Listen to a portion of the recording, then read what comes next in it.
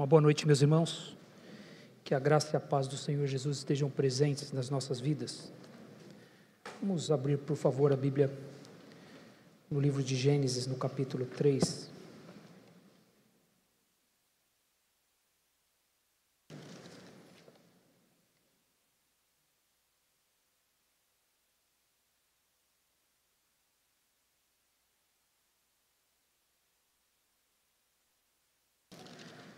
Capítulo 3 de Gênesis, nós vamos ler novamente os versículos de 16 a 19.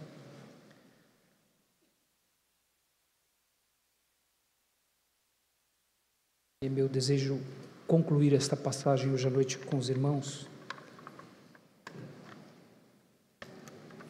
Gênesis capítulo 3, a partir do versículo 16.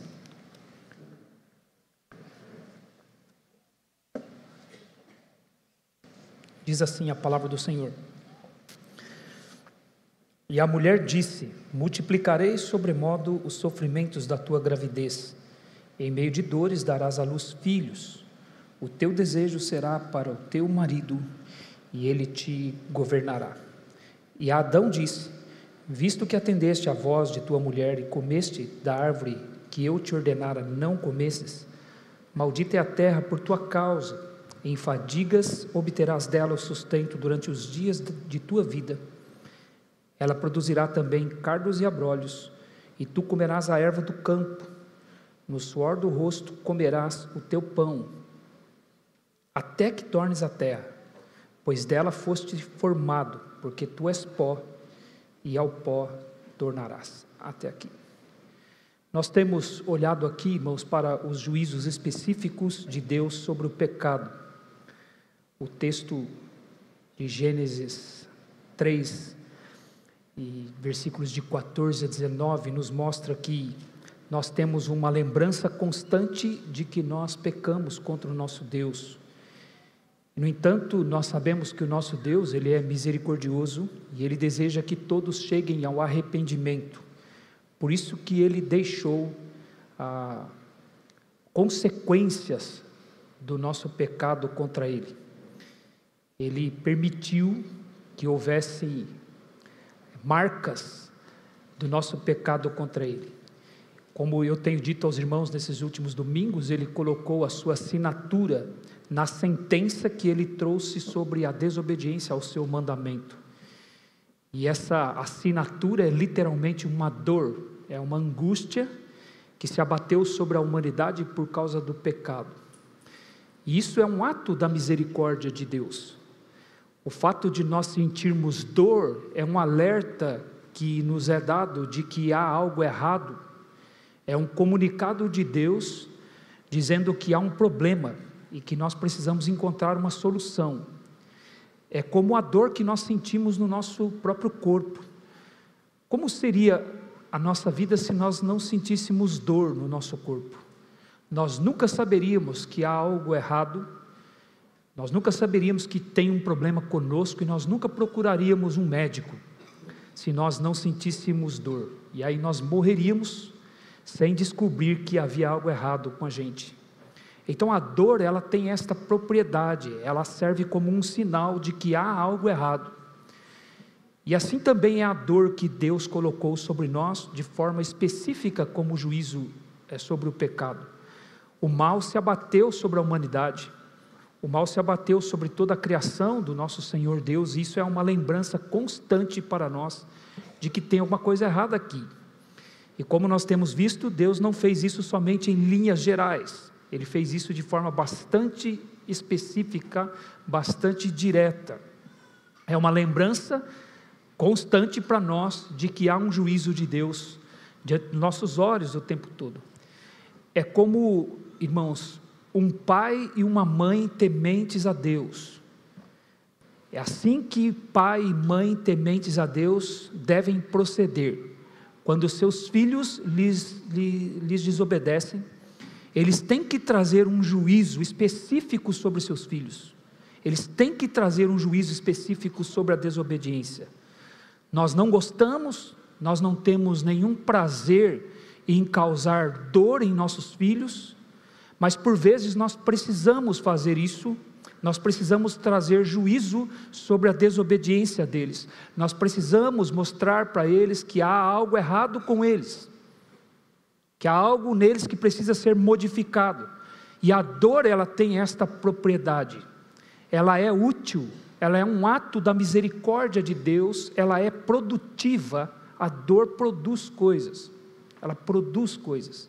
Ignorar a dor é um grande problema, ignorar a dor causa grandes prejuízos, e nós temos visto então este mundo aqui sofrendo estas dores, estas angústias, como efeito do pecado, o caos, como nós temos dito, e este caos aumenta mais e mais neste mundo aqui, porque a dor tem sido ignorada, a angústia que Deus colocou tem sido ignorada, ela que é um chamado de Deus ao arrependimento, é um chamado de Deus para vir a Ele mesmo, ela que é uma lembrança constante deste juízo do Senhor, mas nós vivemos num mundo que ele busca outras explicações para estas angústias, para essas lutas pelas quais nós passamos, o mundo prefere achar que isto é algo natural, faz parte da nossa natureza, faz parte daquilo que nós temos recebido como parte do nosso desenvolvimento, faz parte da evolução. A teoria da evolução, como eu tenho dito, ela está muito mais presente na nossa cultura, na nossa sociedade, até mesmo na nossa mente, mesmo sendo crentes em Cristo Jesus, mais do que nós imaginamos e que nós estamos até dispostos a aceitar.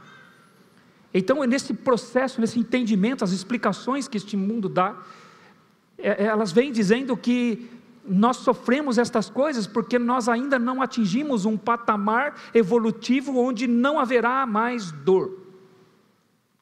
Então nós estamos num processo evolutivo, nós estamos melhorando, nós estamos conseguindo lidar com as nossas angústias e nós vamos evoluir quando nós chegaremos a um ponto em que então não haverá mais estas dores, estas angústias. Mas nós que somos crentes em Cristo Jesus, nós sabemos, nós compreendemos a razão pela qual tudo isso aqui está sofrendo, tudo isso aqui está um caos, tudo isso aqui está errado. Nós compreendemos que foi o pecado que afetou toda a criação de Deus, foi o pecado que nos trouxe estas consequências tão dolorosas para nós, é por causa dele que nós sofremos então dor, angústias e muitas tristezas, tudo está ligado ao nosso Deus, o nosso Criador.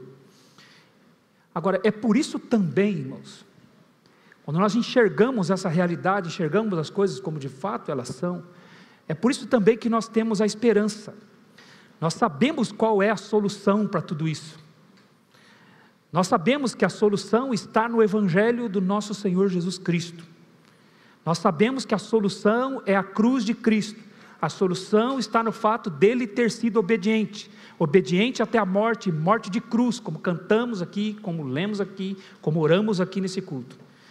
Foi na cruz que Deus resolveu o problema, ali está a solução misericordiosa de Deus para todo aquele que crê, a solução está no arrependimento, na fé no Senhor Jesus Cristo, como nos diz a palavra do Senhor, se com a tua boca confessares a Jesus como Senhor e no teu coração creres que Deus o ressuscitou dentre os mortos, serás salvo, porque com o coração se crê para a justiça e com a boca se confessa a respeito da salvação. Então o arrependimento e a fé no Senhor Jesus Cristo não nos livra destas consequências de forma imediata.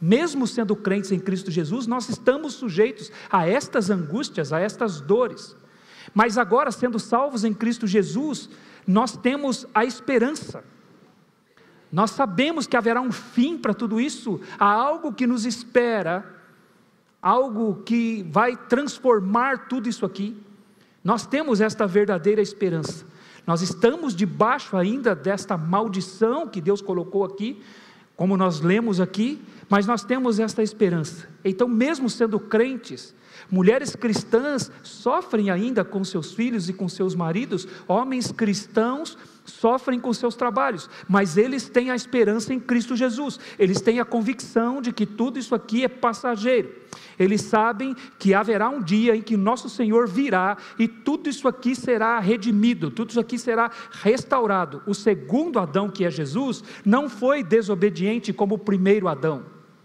o segundo Adão foi obediente até a morte, morte de cruz, e Ele vai estabelecer o seu trono aqui, um trono de justiça. Ele vai restaurar tudo isso aqui será redimido. Então nós saberemos que nesse dia não haverá mais dor, não haverá mais pranto, não haverá mais preocupações, não haverá mais angústias, não haverá mais ansiedade, e todos aqueles que se arrependeram e creram no Senhor Jesus Cristo desfrutarão disso que Ele tem prometido e que é a nossa esperança. Então nós, como crentes em Cristo Jesus, nós sabemos a causa de todos estes problemas e conhecemos a solução. É por isso que nós podemos afirmar, mesmo diante de uma realidade como essa, de que nós somos os mais felizes dos homens. Porque o apóstolo Paulo escreveu aos Coríntios, em 1 Coríntios capítulo 15, que se Cristo não ressuscitou, então é vã a nossa pregação e é vã a nossa fé. Se Cristo não ressuscitou, então a nossa esperança se resume somente a esta vida aqui. E se a nossa esperança se resume somente a essa vida aqui, nós somos os mais infelizes dos homens. Porém, a palavra de Deus nos diz que Cristo ressuscitou, e essa é a nossa fé, essa é a nossa convicção. Então, se Ele de fato ressuscitou, se Ele venceu a morte, o que é que nós concluímos?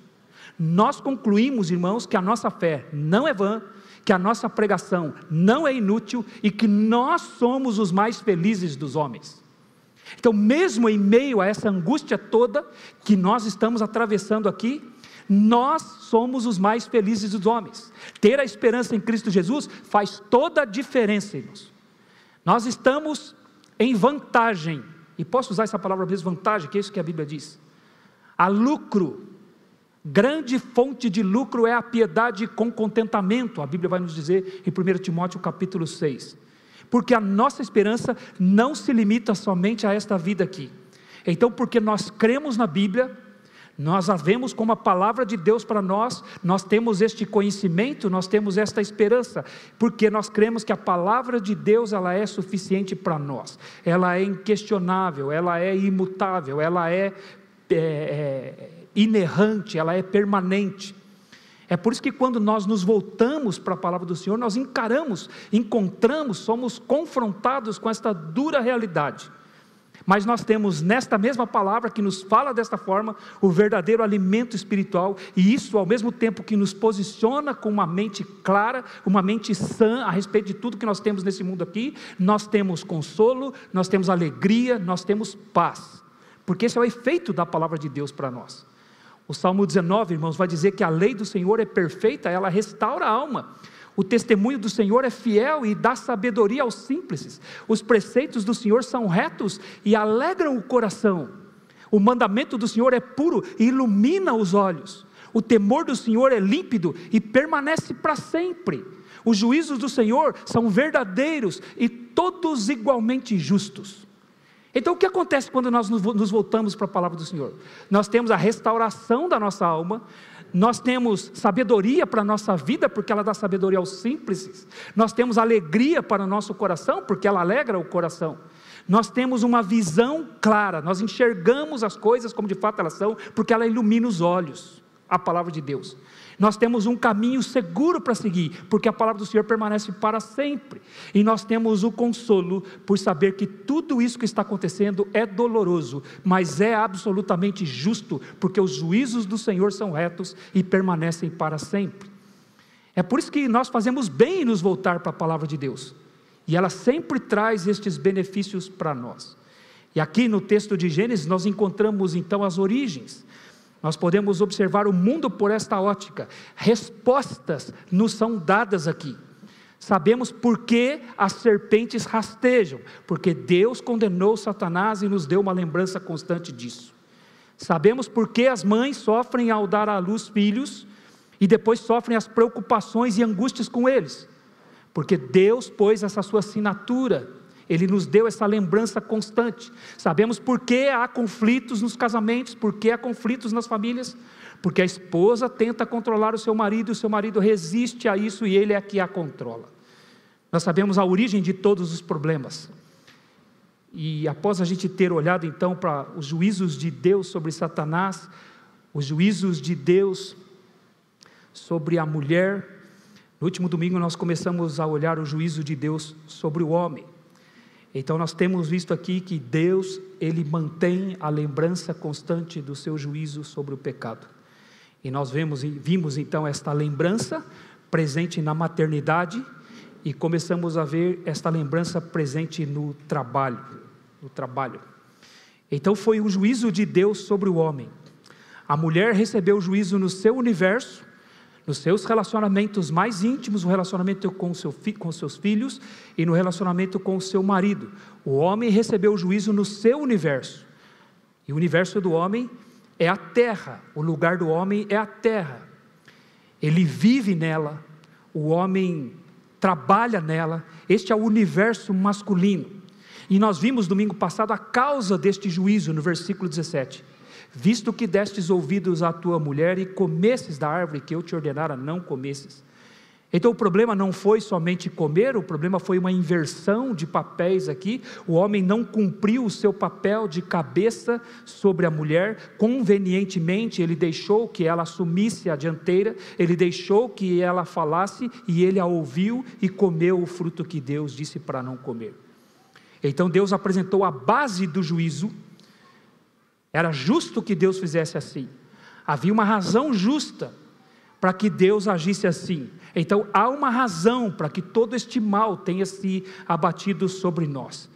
E aí, após apresentar então a base, a causa do juízo que viria sobre o homem, Deus apresenta então o juízo em si, a maldição em si.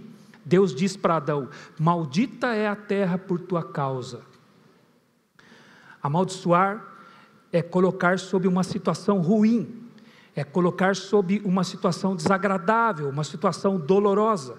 Deus amaldiçoou o ambiente onde o homem está. O homem foi colocado sobre a terra, ele recebeu autoridade para dominá-la, para sujeitá-la. Ele tiraria da terra o seu sustento sem esforço algum, irmãos. O que Deus havia dado originalmente para ele é que ele tiraria da terra o seu sustento sem esforço algum. Deus disse que a terra produziria ervas que há semente e frutos em que há semente. No capítulo 2, versículo 9, diz que Deus fez brotar do solo toda árvore agradável aos olhos e boas para alimento. Então Adão não precisaria gastar energia, não precisaria de esforço para obter o seu sustento. Sabe por quê? Porque a terra era absolutamente gentil para com ele, a terra era hospitaleira para com ele.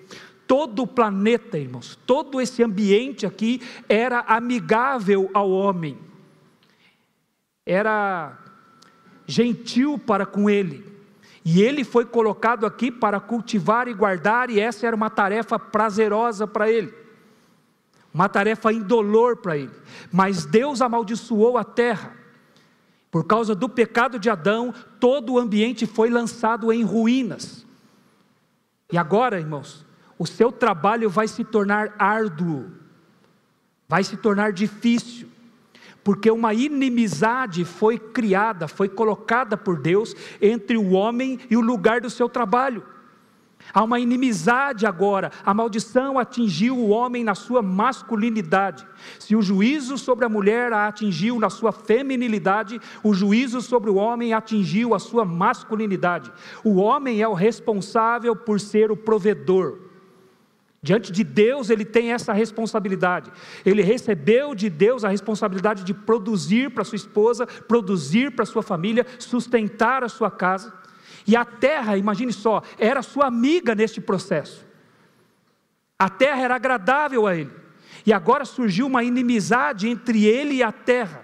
Deus colocou uma separação entre os dois, a terra não é mais agradável a nós.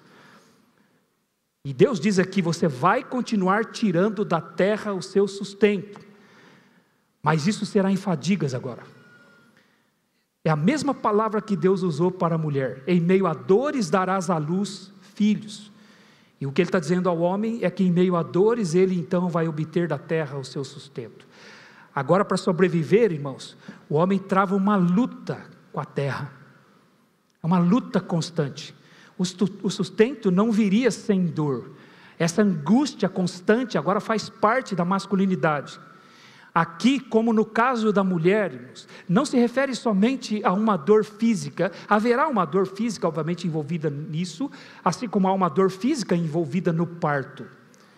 Mas aqui é mais do que a dor física, aqui é a angústia, é a preocupação, a ansiedade, faz parte agora. E é, irmãos, um peso constante que Deus colocou sobre os homens, um peso constante sobre os seus ombros. Os homens sabem que são os responsáveis por sustentar suas famílias.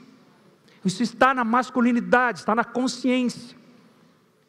Os homens sabem que quando eles falham nesse processo, sua consciência pesa. Os homens sabem disso. E ter que sustentar a família, saber que esta é a sua responsabilidade, gera uma angústia neles, se torna um temor constante para eles. Foi muito edificante outro dia, na nossa reunião de homens aqui, a gente ouvir o testemunho de 2 jovens recém-casados aqui. Natan e o Igor compartilhando conosco aqui, como eles sentiram o peso da responsabilidade quando eles se casaram. E eles se viram então como responsáveis por sua casa. Foi edificante ouvir isso, porque é isso mesmo, é masculinidade. Há esse peso, esse senso de responsabilidade sobre os ombros dos homens. Eles sabem disso. E o homem foi colocado para trabalhar, ele foi colocado no jardim para cultivar, para guardar. Então o trabalho resume o ser homem. O trabalho é a essência, irmãos, da masculinidade, é o trabalho. É por isso que um homem preguiçoso, irmãos, ele não é respeitado por ninguém. Eu li no livro Homens de Verdade, do Richard Phillips, ele diz o seguinte no livro: ninguém respeita um homem que não trabalha. É simples assim. Tudo bem se um homem for falto de inteligência, eles usam outro termo lá, mas eu estou usando um termo um pouco mais elegante aqui. Tudo bem se o homem for falto de inteligência, tudo bem se ele não tem beleza física, e tudo bem se ele for até um pouco desagradável, desde que ele trabalhe duro. Mas nada é pior do que um homem que não trabalha. Isso está no livro Homens de Verdade, eu acho que no início do 2º capítulo do livro. Então o trabalho, ele está na natureza masculina, e o homem foi chamado a trabalhar com a terra, uma terra que antes era sua amiga, agora se tornou sua inimiga, hostil a ele por causa do seu próprio pecado. Então o trabalho não foi o juízo de Deus para Adão, ele já trabalhava, o juízo foi a fadiga. O juízo foi que agora o trabalho se torna uma guerra constante para o homem e a terra, eles travam essa batalha. Então o texto diz que o homem agora em fadigas vai obter o sustento da terra. O texto original diz: com dor você vai comer da terra. É o verbo comer lá, por isso que tem outras versões, como a Revista Corrigida, por exemplo, que traduz esse versículo dizendo que ele vai comer da terra em dores, em dores. Então, para conseguir que a terra lhe dê comida agora, o homem agora tem que sofrer, há uma angústia. Antes do pecado, irmãos, bastava ele estender a mão. Percebe aqui a amizade entre o homem e a terra. Antes do pecado bastava ele estender a mão e colher o que a terra lhe estava oferecendo. Era assim no jardim, a beleza do jardim, a exuberância do jardim, a fartura do jardim. Deus plantou lá árvores agradáveis aos olhos e boas para se comer. Então ele e a terra gozavam de uma amizade. Então bastava ele estender a mão. É como se a terra dissesse, dizendo: aqui está o seu alimento de hoje. Aqui está a sua comida de hoje. É como se a terra estivesse estendendo seus braços para Adão, com as mãos cheias de frutos. E Adão só precisava pegar. Havia uma amizade entre eles. É ela que lhe proporcionava a comida. Mas agora não há mais essa amizade. Agora não há mais esse relacionamento agradável. Agora há uma guerra. Há uma dor, uma angústia agora. Agora ele vai comer da terra, mas será em fadigas. E isso faz com que o homem sofra. Desde então, irmãos, o trabalho tem sido um sofrimento para o homem. Porque ele foi feito para o trabalho. O trabalho é o universo masculino, e é no trabalho que ele encontra as suas realizações. No entanto, o pecado fez com que o trabalho se tornasse para ele um peso. A mulher encontra as suas realizações no lar, mas ali, onde ela encontra as suas realizações, ela também tem dor e angústia. O homem encontra as suas realizações no trabalho, mas ali onde ele encontra essas realizações, ele também encontra dor e angústia. Ora, por que o homem encontra essa dor e angústia no trabalho? Porque o seu trabalho é com a terra, e uma terra que foi amaldiçoada por Deus, foi lançada em ruínas, foi lançada nesse caos. Então é da terra, irmãos, que nós tiramos a comida. Mas é fato, essa é a realidade, há uma inimizade entre nós e a terra. Há uma luta constante, uma luta acontecendo o tempo todo. E isso vai ser até o dia que nós vamos voltar para a terra. É assim que o Senhor determinou. Agora, observe, note isso. Essas paredes que nos protegem aqui, este chão que serve de piso para nós aqui, esse teto que nos cobre, sejam eles, irmãos, de que material for, pode ser de metal, pode ser de alvenaria, pode ser de concreto, acrílico, pode ser de borracha. De onde vem tudo isso aí? De onde isso tudo foi extraído? Você acha que foi algum alienígena que trouxe aqui para nós? De onde nós extraímos tudo isso para ter esse conforto aqui, pensando só nesse lugar aqui? As roupas que nós vestimos, irmãos, seja de algodão, seja de lã, pode ser de tecido sintético, de nylon, de uma fibra vegetal, tudo inegavelmente veio da terra, foi extraído da terra. As coisas que nós temos diante de nós, que nos trazem tanto conforto, aparelho celular, as máquinas que nós temos, geladeiras nas nossas casas, fogões, micro-ondas, os nossos carros, computadores, as TVs que nós temos, os aviões que nos transportam, os helicópteros, tudo veio da terra, tudo foi extraído da terra. Os combustíveis que movem, irmãos, que movimentam este mundo aqui, que sejam de petróleos ou de vegetais, tudo vem da terra. A energia que acende as nossas lâmpadas, que faz com que os nossos eletrodomésticos, que os nossos eletrônicos, as nossas máquinas, os nossos carros até funcionem, a energia vem da terra. Aí eu sei que alguém pode dizer assim, pastor, mas tem energia solar, né? Vem do sol.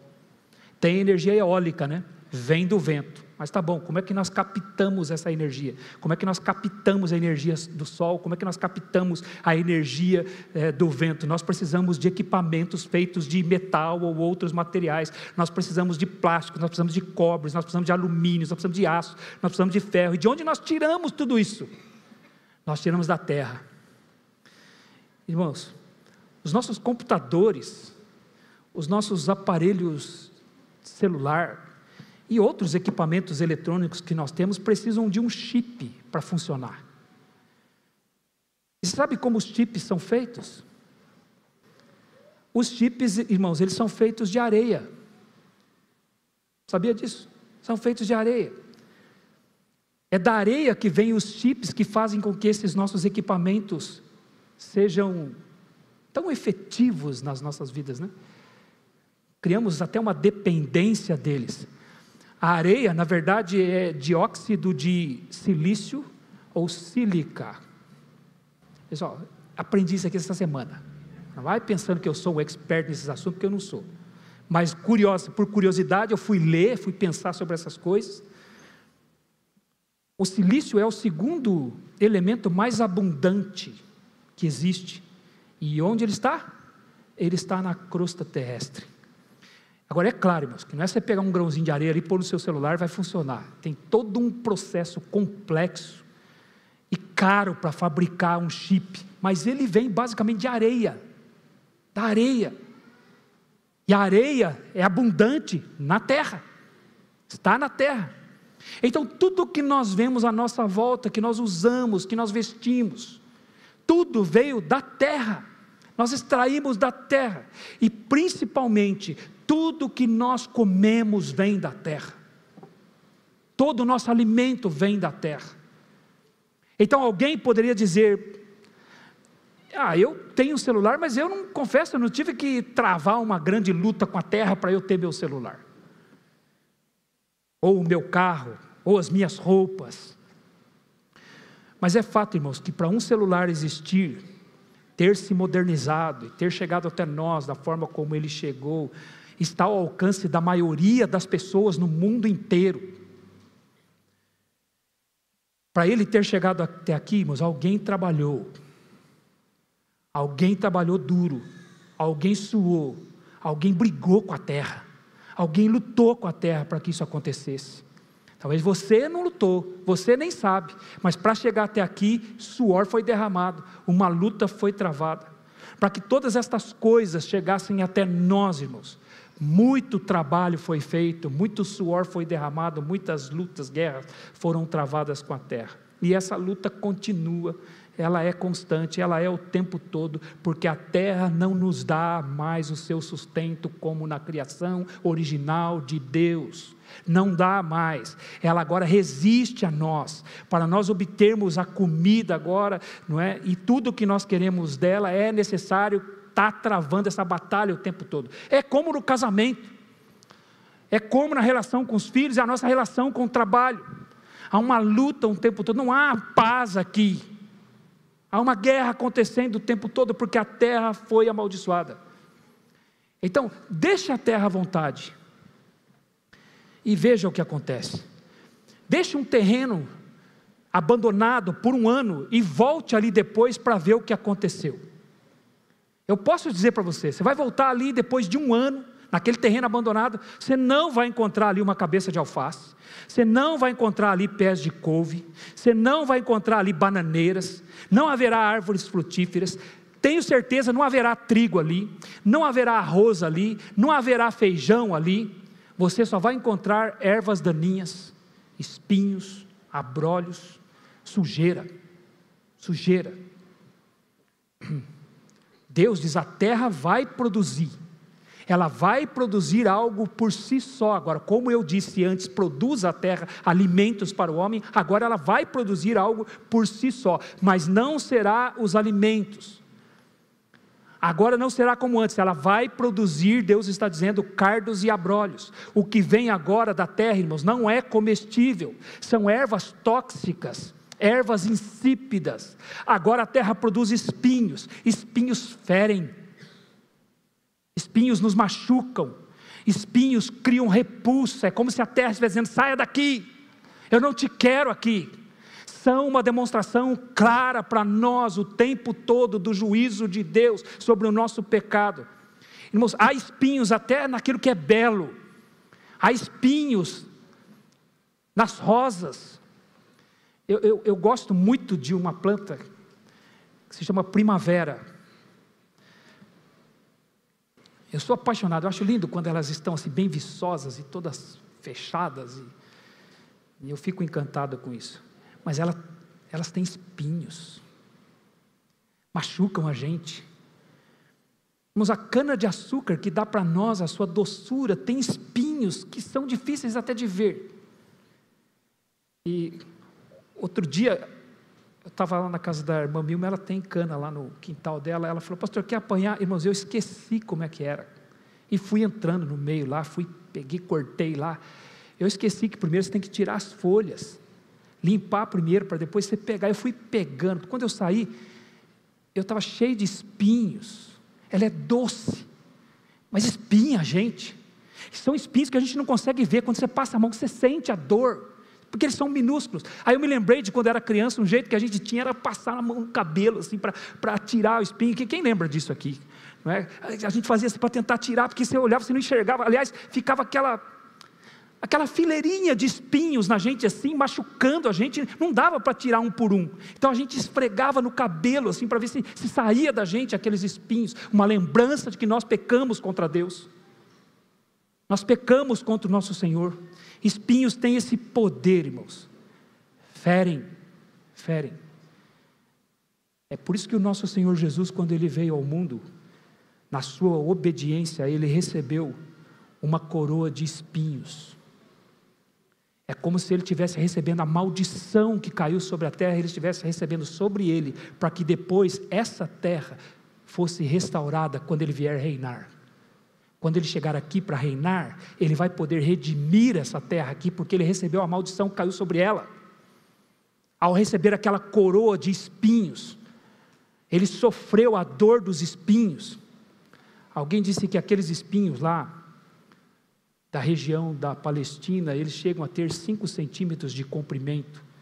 É com eles que foi moldada aquela coroa de espinhos e foi cravada sobre a cabeça do nosso Senhor Jesus, para que Ele recebesse a maldição do nosso lugar, recebesse o castigo que era nosso. Então o fato é que a terra, ela não é mais hospitaleira, irmãos, ela produz espinhos, ela produz abrolhos.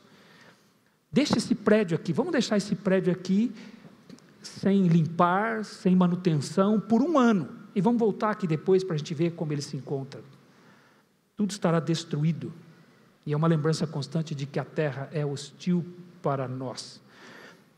É por isso que Romanos capítulo 8, irmãos, a partir do versículo 19, vai dizer que a ardente expectativa da criação de Deus aguarda a revelação dos seus filhos, pois a criação de Deus está sujeita à vaidade, não voluntariamente, mas porque o próprio Deus sujeitou toda a criação à vaidade. Vaidade significa depravação, os efeitos do pecado, e diz que a criação de Deus suporta essa vaidade, está sofrendo essa vaidade, na esperança de ser redimida, desse cativeiro de corrupção, para a liberdade dos filhos de Deus.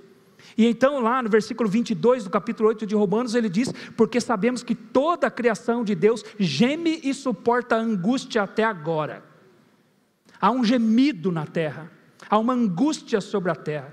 A criação está sujeita à vaidade, a essa depravação, a essa perversidade. A criação de Deus geme e suporta angústia. A mesma coisa que Deus disse para Adão e Eva lá, de angústia, de dor, é dito em Romanos capítulo 8 sobre a criação de Deus, sobre os efeitos do pecado que ela agora suporta. E então, por causa disso, o homem sofre uma crise, irmãos. Ele precisa trabalhar. Ele precisa. Isso está na sua masculinidade. E ele se realiza produzindo e protegendo. Ele se realiza dessa forma.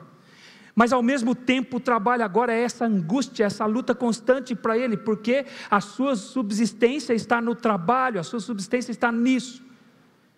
Ele tem que comer, ele tem que se alimentar, mas ele tem que lutar para conseguir isso. É por isso também que há um desejo no coração do homem de não precisar mais trabalhar. O homem começa o seu dia de trabalho esperando chegar a hora em que o seu expediente termine. Não vem dizer para mim que você não deseja isso, porque isso passou a ser nosso desejo. A gente começa a trabalhar e a gente espera final do dia para que a gente possa terminar aquele dia de trabalho. O homem começa a sua semana de trabalho esperando chegar que dia? Sexta-feira. Sextou, né, como a gente falou no domingo passado. Espera chegar o fim de semana. Ele trabalha, mas o que ele espera mesmo é o fim de semana. É quando ele vai parar o seu trabalho. O homem começa o ano de trabalho esperando chegar que mês? O mês das férias, quando ele não vai mais trabalhar. E o homem começa a sua carreira esperando chegar aquele dia em que ele vai se aposentar. A natureza humana tem esse sentimento, ela tem esse desejo. Então ele vai para o trabalho, mas ele espera que passe logo, que acabe logo, porque o trabalho se tornou uma angústia para ele. Ele depende daquilo, mas aquilo ao mesmo tempo é uma angústia. É algo que se tornou para ele sem prazer, se tornou necessário para comer, mas essa luta, essa guerra constante. Então essa angústia do trabalho envolve essa incerteza, sabe? Por que é angustiante? Porque há uma incerteza, irmãos. Você nunca sabe o que vai acontecer amanhã. Nós nunca sabemos. Nós nunca sabemos se nós vamos conseguir comer amanhã. Nós nunca sabemos se nós vamos ter alimento amanhã. E isso faz o trabalho ser angustiante para nós. Quem é que pode garantir aqui hoje à noite, entre todos nós que estamos aqui, quem de nós pode garantir que nós vamos comer amanhã? Quem pode garantir isso para nós? A terra, meus irmãos, está sob maldição, ela é hostil a nós agora. Ninguém tem garantias. Aí você fala, pastor, mas eu tenho uma despensa cheia lá em casa? Para amanhã eu acho que eu tenho. Quem garante isso para você? Nós estamos numa terra sob maldição, irmãos. O que está sustentando aqui é a misericórdia de Deus. É a mão do Senhor que está sustentando. Essa terra não é mais hospitaleira a nós. Mesmo uma despensa cheia, você não sabe o que pode acontecer hoje. E se você chegar lá, a sua casa pegou fogo?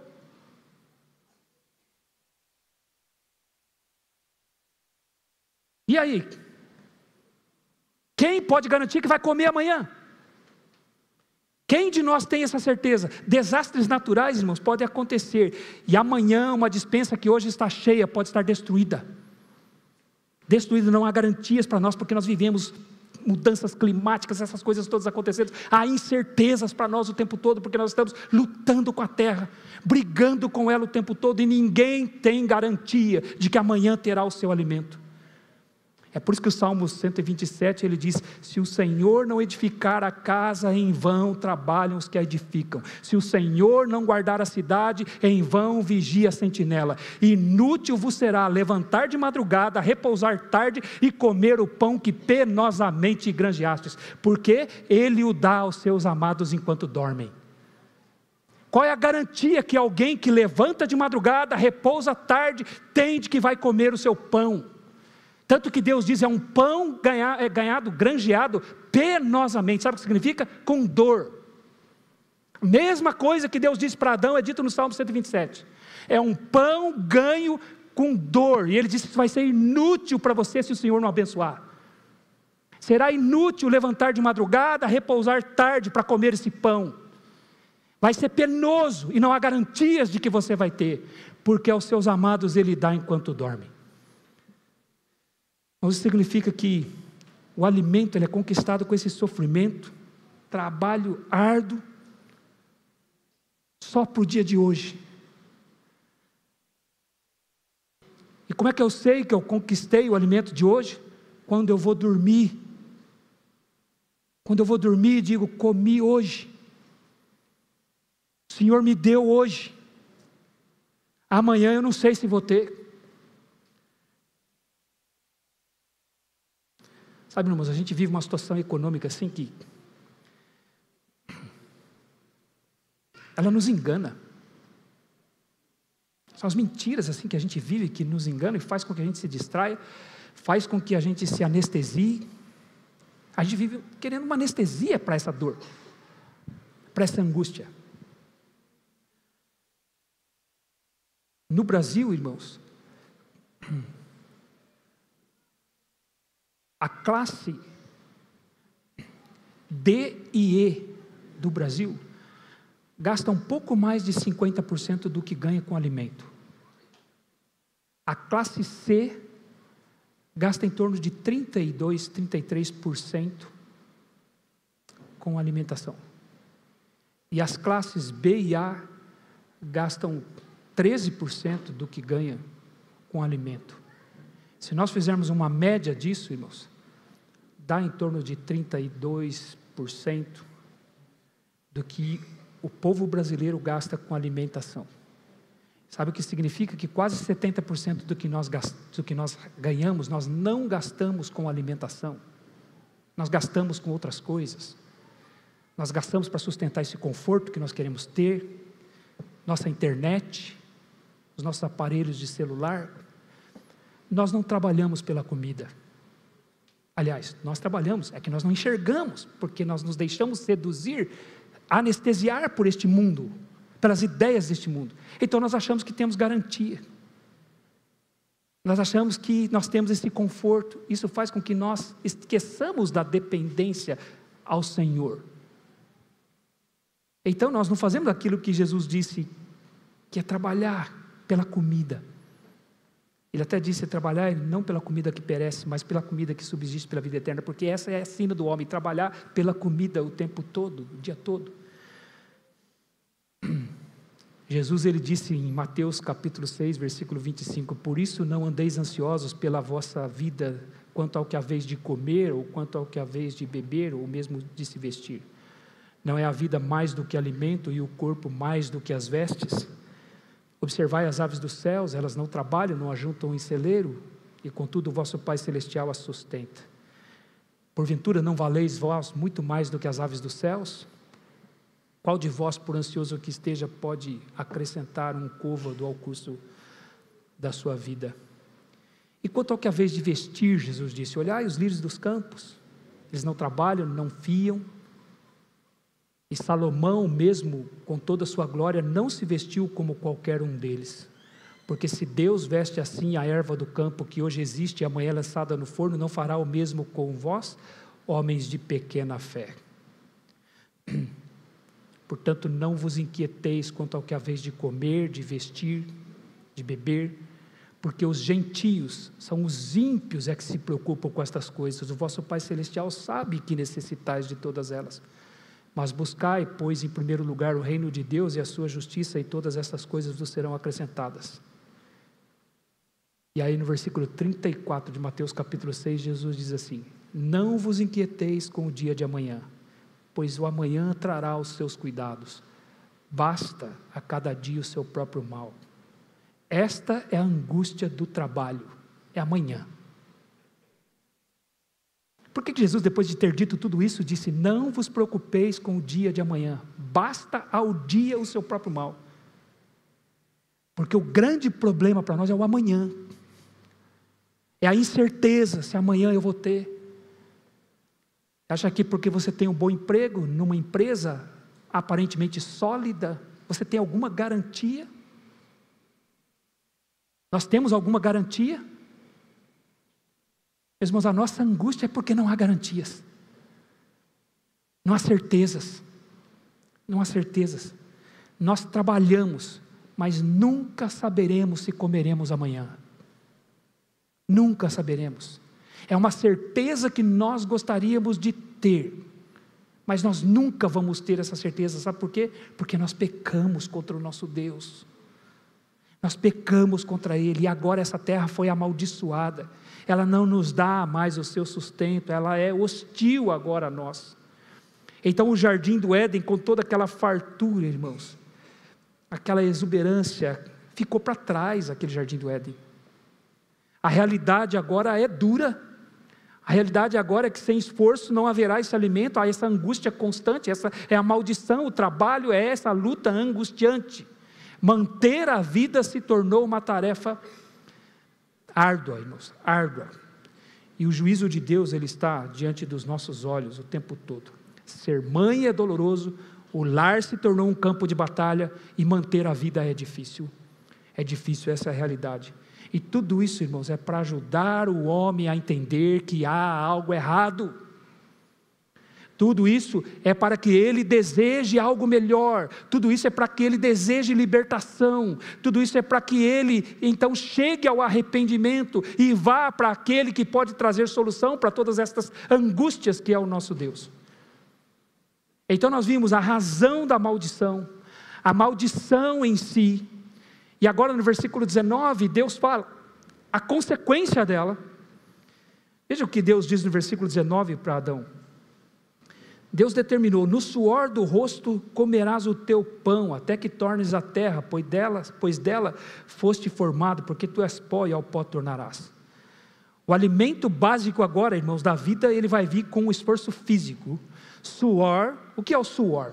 O suor é a resposta que o nosso corpo nos dá quando nós lhe impomos esforço. Nós suamos quando nós impomos esforço físico, quando nós forçamos o nosso corpo. Isso aqui é uma outra forma de Deus se referir àquele sofrimento, para obter o sustento, para obter o alimento. Deus havia dito que o alimento seria obtido em dores durante os dias da vida do homem, e agora ele diz aqui que o pão será obtido por um esforço físico, e Deus diz que isso vai acontecer até o dia da nossa morte. O homem veio da terra e deve voltar para ela, porque ele é pó e ao pó tornará. É por isso que a gente tem conversado nas nossas reuniões de homens, né? A gente tem falado sobre isso, né? Sobre o desejo que a gente tem de ganhar sem esforço. É por isso que eu acredito, né?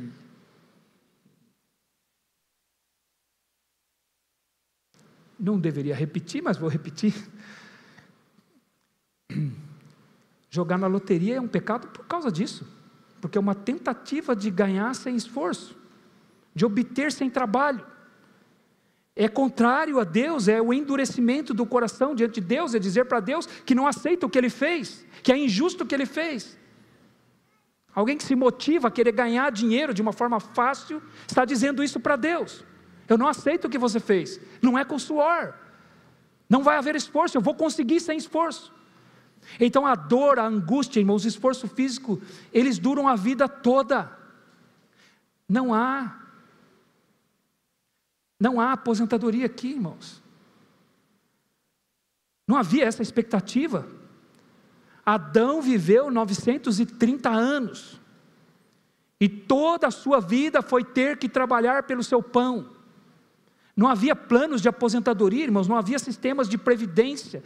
É por isso que um desejo, ele surgiu no coração do homem, imediatamente, um desejo de que ele vai chegar um tempo em que ele não vai mais precisar trabalhar. Há esse desejo em nós, como eu disse, porque Deus disse que isso vai ser até o final da vida, mas a gente não quer que seja até o final da vida. E essa angústia que nos lembra do pecado o tempo todo, nós não queremos. E o homem desejou isso desde aqueles dias, irmãos, desde os tempos remotos, o homem desejou isso. Abra aí a sua Bíblia, veja o capítulo 5 de Gênesis, sobre Lameque, o pai de Noé.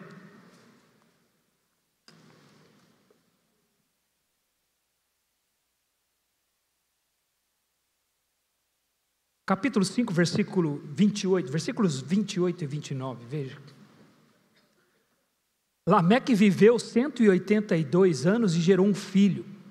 Pôs-lhe o nome de Noé, dizendo: este nos consolará dos nossos trabalhos e das fadigas de nossas mãos, nesta terra que o Senhor Deus amaldiçoou. Sabe o que Lameque estava expressando? O desejo de todo homem. Ele pôs o nome no seu filho de Noé. Sabe o que significa Noé? Descanso. Parar de trabalhar. Interromper a atividade. Então ele desejava viver esse descanso. Então ele estava acreditando, alguns acreditam até que Lameque tinha esperança de que Noé seria aquele filho que Deus havia prometido em Gênesis capítulo 3, versículo 15, que seria o Salvador. Que Noé daria esse descanso, e ele deixou bem claro, ele queria descansar do quê? Das fadigas das nossas mãos, nessa terra que o Senhor Deus amaldiçoou. Quem sabe Noé vai nos trazer alívio disso, e por isso deu esse nome para ele, um nome que significa descanso. É o desejo do homem, é descansar, é o nosso desejo. E é por isso que o homem então, a humanidade, os seres humanos, conforme as coisas foram se desenvolvendo, eles desenvolveram sistemas de previdência. Nós vivemos épocas no Brasil, irmãos, em que com 25 anos de contribuição, um homem podia se aposentar. Era possível que um homem se aposentasse aos 40 anos de idade. Que delícia aí, irmãos. Vocês não falam amém, porque vocês estão com vergonha. Mas homens no Brasil podiam se aposentar com 40 anos de idade, porque já tinha contribuído. Começava-se a carreira com 15 anos de idade, já com carteira assinada, e então somava-se aqueles anos todos de contribuição. Era possível que um homem aos 40 anos de idade estava aposentado, ia criar galinha. Aí não funcionou, porque não dá, não se sustenta isso, né? Então as regras mudaram, e hoje os homens se aposentam com bem mais idade. E mesmo assim, irmãos, quando eles estão aposentados, é porque alguém está trabalhando para que eles sejam sustentados. Não há comida de graça, irmãos. Não há nada de graça. O trabalho é até o fim da vida. No plano de Deus, o trabalho segue até a morte. Era assim que os homens faziam. Eles não tinham outra forma. Era trabalho, trabalho, trabalho, trabalho. Quantos homens nós conhecemos que trabalharam até o fim de suas vidas? O meu avô faleceu em 1986, aos 81 anos de idade. Ele teve um problema de saúde, foi levado ao hospital, lá ele ficou 15 dias e veio a falecer. E ele tinha uma lavoura. Aos 81 anos de idade, ele tinha uma lavoura de arroz, e o meu primo encontrou uma canequinha de alumínio que estava pendurada numa árvore, que era a canequinha que ele usava para beber água na bica que ficava ali ao lado. Então ele deixou uma marca ali de que ele trabalhou até os últimos dias da sua vida. Eu sei que você está preocupado, né? Você está falando, pastor do céu, e agora? Então é errado se aposentar? Então nós estamos em pecado se nós nos aposentarmos? Não, eu acho que nós podemos nos aposentar, usar desses recursos, mas a gente não pode pensar que o trabalho acabou. Ele pode mudar, ele pode passar por mudanças, mas ele não acaba. Porque a consequência que Deus colocou aqui é o suor até o último dia da vida. Alguém pode ter alívio disso, mas isso só será possível porque alguém continuará trabalhando para que ele tenha esse alívio. Alguém vai ter que fazer isso, e isso é um lembrete constante, irmãos, da consequência que o pecado nos deu. O pecado nos produziu fadiga e cansaço, e sem isso nós não podemos comer. Por isso que o apóstolo Paulo escreveu aos Tessalonicenses, 2 Tessalonicenses capítulo 3, versículo 10, quem não trabalha, que também não coma. Paulo estava dizendo, deixe ele passar fome, que ele passe fome, até que ele entenda que ele precisa trabalhar. Que ele passe fome. Ele precisa aprender que a comida é um privilégio de quem trabalha. É um privilégio de quem está suando, se esforçando. Então nós temos essa angústia, irmãos, até o fim das nossas vidas. Há uma dor envolvendo o trabalho, essa dor é a incerteza, essa dor é a dor física, e nós estamos em meio a este problema, a este caos aqui. Agora a pergunta é, irmãos, tem um meio da gente ter algum alívio nisso tudo? Nós vimos que Jesus, ele redimiu a maternidade, e mães, mulheres cristãs podem ter alívio. Nós vimos que ele redimiu o casamento, casais cristãos podem ter alívio. Será que Jesus redimiu o trabalho também? Será que nós podemos reinterpretar o trabalho à luz do Evangelho? Será que há esperança para nós? Será que nós podemos obter isso, este alívio dessa angústia? Como o crente em Cristo Jesus vê o trabalho? Como o Evangelho nos faz enxergar o trabalho? Como é que nós vemos isso? Por favor, abra a sua Bíblia, vá para Colossenses capítulo 3. E vamos encerrar nesta passagem aqui.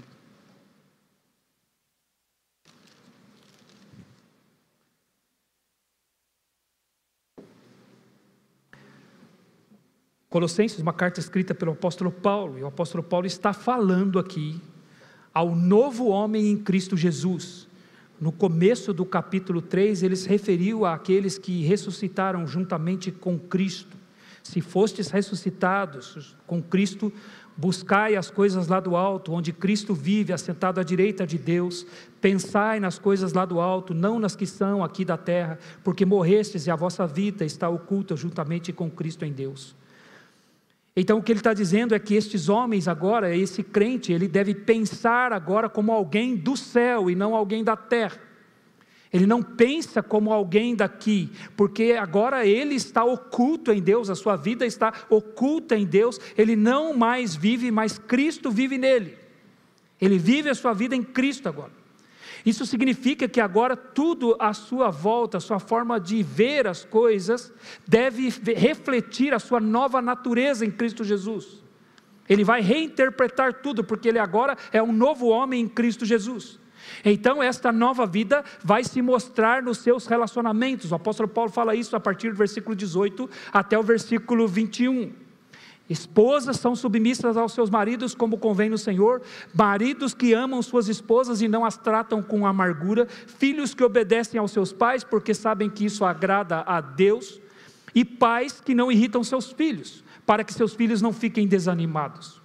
Então Paulo fala disso aqui, e aí então ele passa a falar nos versículos de 22 a 25, sobre os servos, sobre aqueles que trabalham.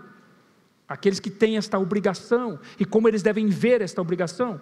Então, a partir do versículo 22, ele diz: servos, obedecei em tudo aos vossos senhores, segundo a carne, não servindo apenas sob vigilância, visando tão só agradar homens, mas em singeleza de coração, temendo ao Senhor. Tudo quanto fizerdes, fazei-o de todo o coração, como para o Senhor e não para homens, cientes de que recebereis do Senhor a recompensa da herança. A Cristo o Senhor é que estáis servindo, pois aquele que faz injustiça receberá em troco a injustiça feita, e nisto não há acepção de pessoas. Até aqui. Então, naqueles dias, irmãos, haviam escravos que foram alcançados pela graça de Deus e se tornaram então crentes em Cristo Jesus, mas eles ainda pertenciam aos seus senhores, eles eram obrigados a trabalhar para os seus senhores. E como eles deveriam agir? Como eles deveriam agir para com os seus senhores? Então eles deveriam encarar o seu trabalho de acordo com a sua fé, de acordo com aquilo que eles criam. Eles agora reinterpretariam tudo o que fariam para os seus senhores, para os seus donos, porque agora eles enxergam estas coisas com a mente de Cristo, com a sua nova vida em Cristo. Então Paulo diz: sejam obedientes por motivo da sua consciência. Um crente em Cristo Jesus trabalha com uma nova consciência, com um novo entendimento. Então ele diz: não façam somente porque você está sob vigilância, não faça somente para agradar a homens, não faça somente para receber o seu salário, não faça somente porque você foi obrigado a fazer. Essa é a mente agora de um crente em Cristo Jesus, na relação com o seu trabalho, de onde ele vai obter o seu alimento. Então, como crente em Cristo Jesus, ele está dizendo: você deve executar bem o seu trabalho, não só porque tem alguém observando você, alguém que é superior a você, alguém que é o seu chefe no trabalho, e ele está te observando. Você sabe que você está trabalhando porque isso tem a ver com o caráter de Deus, com o caráter do seu Salvador. Você sabe que está trabalhando porque o trabalho significa amor ao próximo. Romanos capítulo 13, versículo 8 vai nos dizer: a ninguém devais coisa alguma, a não ser o amor, porque quem ama tem cumprido a lei. Então o trabalho para o crente, ele sabe: eu estou trabalhando porque isso significa que eu estou amando alguém. Então ele tem uma motivação grande, é o amor a Deus e o amor ao próximo. Então ele sabe que aquilo ali tem um novo significado para a sua vida, e que tem a ver com o caráter de Deus. Alguém vai se beneficiar do meu trabalho, alguém vai se beneficiar disso, e eu estou satisfeito com isso. É o crente maduro em Cristo Jesus. Então o crente deve trabalhar com singeleza de coração, ele diz no versículo 22. Isso significa um coração sincero, significa um coração livre de hipocrisia, porque o crente executa o seu trabalho com o temor do Senhor, ele diz no versículo 22, com singeleza de coração, temendo ao Senhor. Então ele não faz para homens, ele faz para Jesus Cristo. Sabe por quê? Porque antes dele ser empregado numa empresa, antes dele exercer o seu próprio negócio, sendo um autônomo que seja, antes ele pertence ao Senhor Jesus. Tem alguém que é dono dele, que é o verdadeiro Senhor sobre a vida dele, e ele sabe que naquele emprego, naquele trabalho, ele sabe quem é que o colocou ali, foi o Senhor Jesus. Então isso tem que trazer um novo significado para ele. Eu lembro que uma vez o meu irmão trabalhava na Embraer, e aí ia ter um momento de lazer lá na Embraer, futebol, e pediram para convidar algumas pessoas que não trabalhavam na Embraer, e o meu irmão me levou para ir jogar futebol lá. E a gente foi de carona com um rapaz que trabalhava lá, e aí a gente foi lá para o clube da Embraer, e a gente passava ali pela Tamoios, e dava para ver a Embraer dali da Tamoios, e o meu irmão estava mostrando para mim: olha, eu trabalho lá naquele galpão lá, explicando, está vendo lá? É lá que eu trabalho. A gente passando na Tamoios, meu irmão tentando mostrar para mim onde ele trabalhava lá, e o rapaz que estava junto com ele, que também trabalhava lá, falou assim: eu não gosto nem de olhar para aquele lado lá. Olha a mente de alguém que não crê em Cristo. A empresa é uma inimiga dele, é uma vilã na vida dele, é uma exploradora, está explorando ele, não está dando para ele o que é justo. Mas essa não é a mente de alguém que serve a Cristo. Alguém que serve a Cristo: eu estou aqui porque o meu Senhor é Cristo, e Ele que me colocou aqui. Eu temo a Ele, eu faço para agradar a Ele. Por isso que no versículo 23 ele diz: tudo quanto fizerdes, fazei-o de todo o coração, como para o Senhor, e não para homens. Não para homens. Então o crente em Cristo Jesus, ele sabe para quem ele trabalha no final das contas, ele trabalha para Jesus. Você quer um patrão melhor que esse? Quer um senhor melhor que esse? Não importa o que ele está fazendo, ele vê o trabalho como algo sendo feito para o Senhor, como algo sendo feito para a glória do Senhor. Todo trabalho é para o Senhor Jesus. Jesus redimiu o trabalho. Diga amém agora, irmãos. Todo trabalho é para Ele. Ele redimiu o trabalho. Não importa o que esteja sendo feito, onde esteja sendo feito, se é feito de forma digna, justa, é para o Senhor. É para Ele.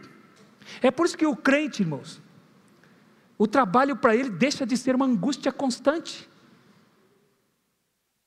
Deixa de ser.